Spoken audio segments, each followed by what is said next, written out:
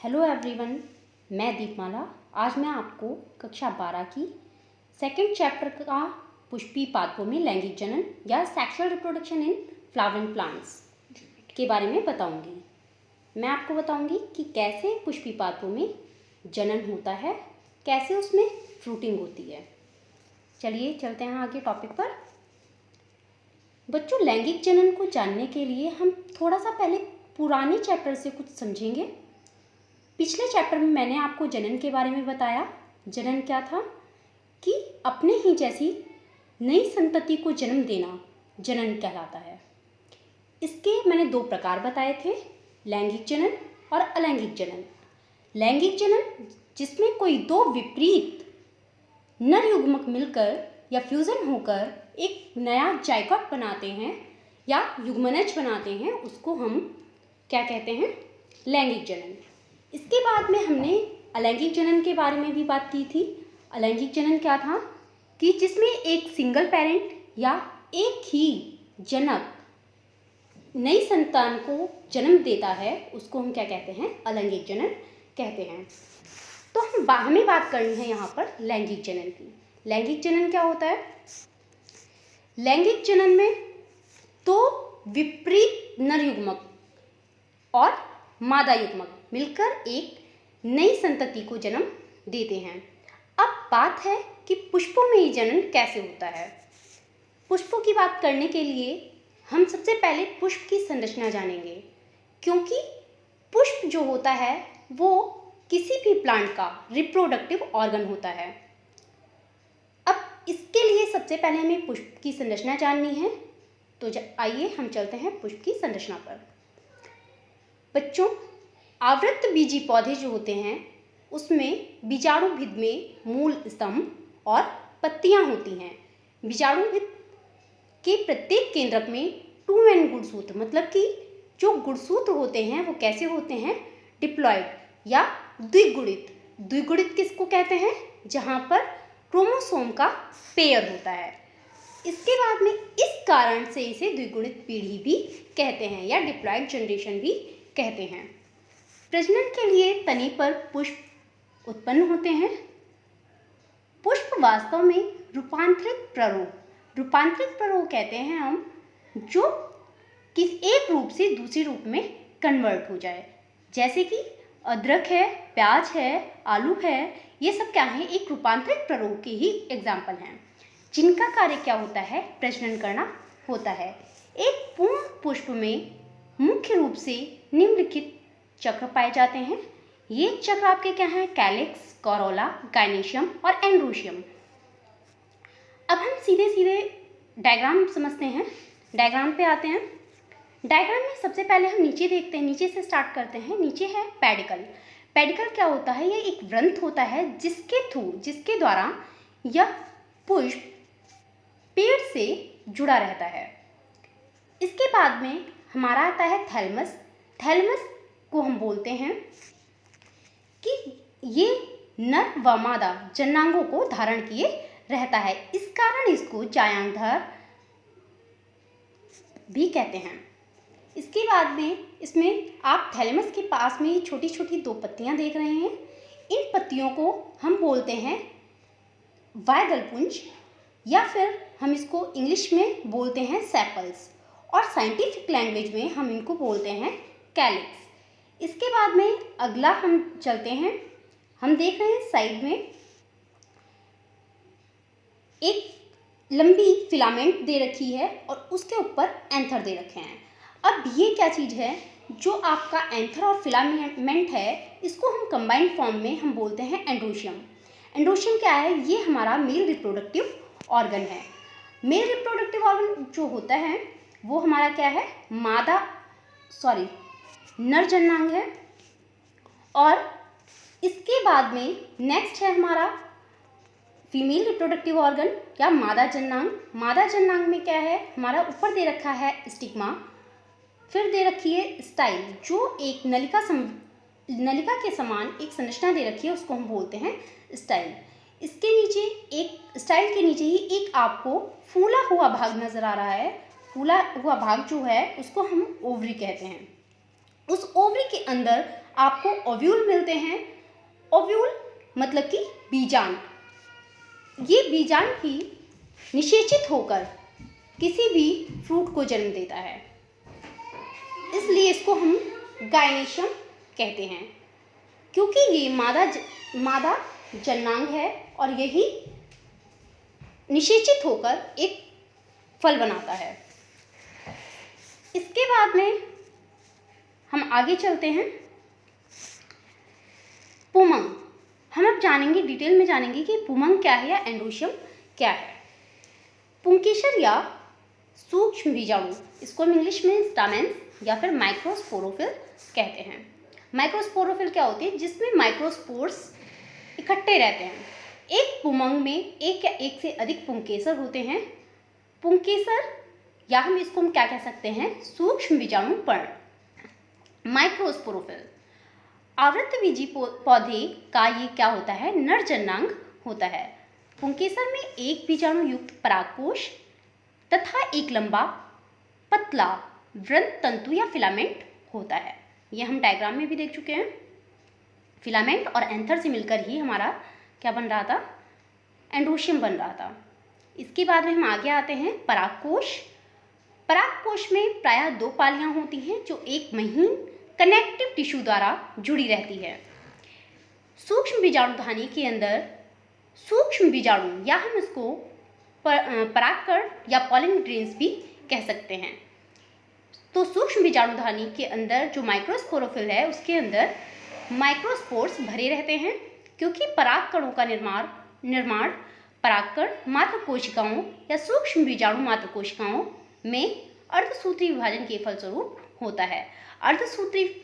क्योंकि अर्धसूत्री विभाजन हो रहा है, तो अर्धसूत्री विभाजन में आपको स्टार्टिंग में ही बता चुकी हूँ कि गुणसूत्रों की संख्या घटकर आधी रह जाती है। इस कारण यह क्या होते हैं? हैप्लॉइड होते हैं या अगुणित होते हैं, और इन्हें हम माइक्रोमियोस्पोर्स भी कहते हैं। इसके बाद में ये आपका इसी का डायग्राम दिखा रखा है माइक्रोस्पोरोफिल का। इसके बाद में हम आते हैं सूक्ष्म बीजाणु जनन किसे कहते हैं? सूक्ष्म बीजाणु जनन क्या है? माइक्रोस्पोरोजेनेसिस। इस प्रोसेस को हम क्या कहते हैं? माइक्रोस्पोरोजेनेसिस। इसमें परागकोश तथा परागकणों के परिवर्तन को सूक्ष्म बीजाणु जनन कहते हैं। यह विभज्योतिकी कोशिकाओं का समूह है। विभज्योतिकी कोशिकाएं कौन सी होती हैं? जो आराम से विभाजित हों, 1 से 2, 2 से 4, इस तरीके से उसमें क्या हो सके? वो कोशिकाएं विभाजित हो सकें। उन कोशिकाओं को हम विभज्योतिकी कोशिका कहते हैं। इसका आकार अंडे जैसा होता है। बाद में एक ऊतक वाहिनी, एक संवहन बंडल का निर्माण होता है। संवहन बंडल कौन से होते हैं? जो हमारे कंडक्टिंग टिश्यू होते हैं। कंडक्टिंग टिश्यू मतलब जैसे कि आपने प्लांट्स में कंडक्टिंग टिश्यू के बारे में जाना होगा कि जाइलम और फ्लोएम। जाइलम क्या करता है कि जल का या मिनरल्स का कंडक्शन करता है, जो कि जड़ों से लेकर कहाँ? पत्तियों में या फिर उसके अन्य भागों तक पहुँचाता है। ऐसे ही आपने फ्लोएम के बारे में सुना होगा। फ्लोएम क्या करता है कि जो फूड को पत्तियों से ले जाकर प्लांट्स के डिफरेंट पार्ट्स में भेजता है। तो इनको हम क्या कहते हैं? Conducting tissue. और कंडक्टिंग टिश्यू जो होते हैं वो मिलकर क्या बनाते हैं? हमारा एक कंबाइंड फॉर्म में हम इनको वैस्कुलर बंडल कहते हैं। संवहन बंडल संयोजी के मध्य स्थित होता है। फिर इसके बाद में अधःस्तरीय कोशिकाओं की पंक्ति अपने बड़े आकार, स्पष्ट एवं बड़े केंद्रक गाढ़े जीव द्रव्य के कारण, मतलब कि प्रोटोप्लाज्म के कारण अन्य कोशिका से भिन्न हो जाती है। इन्हें प्रपसु कोशिकाएं या आर्केस्पोरियल सेल्स कहते हैं। टैपेटम की कोशिकाएं बड़ी लंबी व अंतःसूत्री विभाजन द्वारा बहुगुणित हो जाती हैं। बहुगुणित मतलब पॉलीप्लॉइडी, और बाद में नष्ट होकर सूक्ष्म बीजाणुओं के पोषक में सहायक होती हैं। आरंभ में सूक्ष्म बीजाणु मात्र कोशिकाएं एक दूसरे के साथ मिली रहती हैं और बाद में अलग अलग होकर गोलाकार हो जाती हैं। इसके बाद में आता है हमारा सूक्ष्म बीजाणु, या फिर हम इसको क्या कहेंगे? Pollen grains. ठीक है। इसके बाद तो परागकण नर युग्मकोद्भिद या फिर मेल गैमीट की प्रथम कोशिका होती है। प्रत्येक परागकण प्रायः गोल या अंडाकार होता है। यह 2 आवरणों से ढका रहता है। मतलब डबल लेयर्ड होता है। वह आवरण कठोर खुरदरा होता है, रफ होता है और हार्ड होता है ना, इसे वायचोल कहते हैं। यह स्पोरोपोलेनिन नामक प्रतिरोधक वसी पदार्थ का बना होता है। प्रतिरोधक मतलब जो किसी भी एक तरीके से क्या कहें, फिल्टर बोल सकते हैं हम। इस आवरण में कुछ छोटे छोटे छिद्र पाए जाते हैं जिन्हें जनन छिद्र या जलपोर भी कहते हैं। इन्हें जनन छिद्रों द्वारा ही परागनली निकलती है। परागनलिका की खोज एमसी ने सन 1824 में की थी। वायचोल के नीचे एक पतली और कोमल अंताचोल होती है। यह पैक्टोसेल्यूलोज की बनी होती है। परागकण में दोनों स्तरों के अंदर कोशिका द्रव्य तथा एक बड़ा केंद्रक होता है। परागकोश गोल या अंडाकृति आकृति के होते हैं। इसके बाद में हम समझते हैं मेल गैमेटोफाइट का डेवलपमेंट किस तरीके से होता है। परागकोश का स्फुटन, स्फुटन का मतलब होता है फूट जाना। जो परागकोश फूटता है तो इसमें क्या अनुदैर्ध्य दरारें बनने से इनका स्फुटन होता है, जो प्रायः दो परागधानियों के मिलने से के स्थान पर होता है। परागकोश के स्फुटन की क्रिया निम्न प्रकार से होती है। अंतःस्तर से जल का ह्रास हो जाता है। जब वो सूख जाता है तो कोशिकाओं की भित्तियों के अंदर सिकुड़ने से रंध्रक या मुंह की कोशिकाओं पर दाब पड़ता है, जिससे ये एक दूसरे के पृथक हो जाती हैं। इस क्रिया में सर्वप्रथम परागकण का केंद्रक परागकण भित्ति की ओर जाकर समसूत्री विभाजन द्वारा दो केंद्रकों में विभाजित हो जाता है। कुछ समय पश्चात जनन केंद्रक के चारों ओर, जो पेरेंट का केंद्रक था उसके चारों ओर कुछ कोशिका द्रव्य इकट्ठा हो जाता है। अब यह जनन कोशिका जो होती है, जो जनरेटिव सेल, इसको हम क्या कहते हैं, जनरेटिव सेल कहते हैं। जनन कोशिका परागकण की क्रिया द्वारा कार्पेट या अंडक के वर्तिकाग्र पर पहुंच जाता है। अब हमने समझा क्या, ये डेवलपमेंट ऑफ मेल गैमेटोफाइट। अब इसके बाद में हम आ जाते हैं, ये सारा जो प्रोसीजर था ये हमारा चल रहा था एंड्रोशियम के अंदर। अब हम आते हैं गायनेशियम। गायनेशियम मैं ऊपर भी बता चुकी हूँ कि गायनेशियम क्या है, ये हमारा फीमेल रिप्रोडक्टिव ऑर्गन है। अब इसमें हम समझते हैं कि अंडक या स्त्री केसर क्या है। आपने ऊपर भी देखा पिस्टल्स लिखा हुआ है, पिस्टिल। अब पिस्टिल हम किसे कह रहे हैं, स्त्री केसर को। अब हम जानेंगे।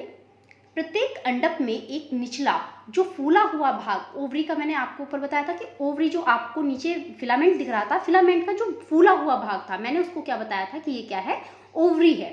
और ओवरी ही निषेचित होकर क्या बना रही थी, फ्रूट।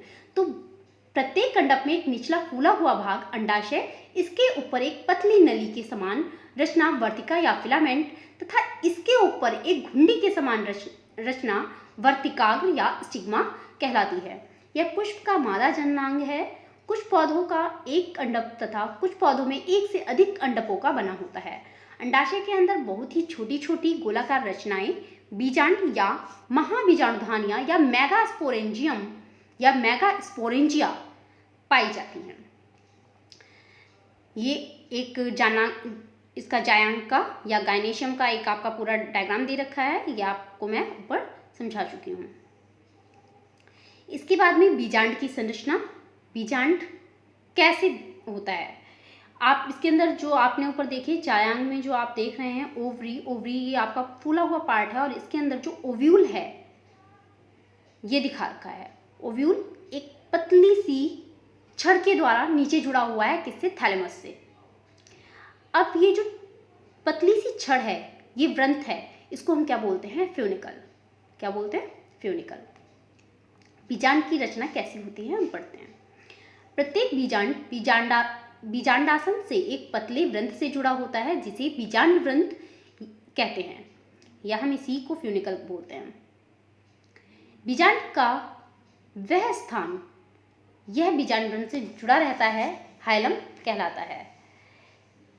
बीजांड के अंदर का अधिकांश भाग मृदुतक कोशिकाओं से बना होता है जिसे बीजांडकाय या न्यूक्लियस कहते हैं।